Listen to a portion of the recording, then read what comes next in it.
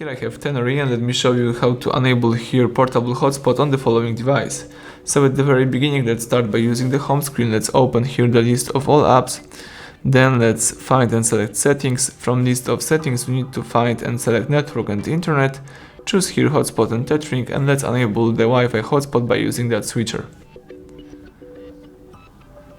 The hotspot is active. Now you can tap Setup Wi-Fi hotspot to configure the hotspot. Here you can change network name, security type, password. Right now you are using the following one. You must know that the password must contain at least 8 characters, and here you can also select AP band. So if you change something, tap save. If not, choose cancel. If you would like to disable the hotspot, let's use the same switcher.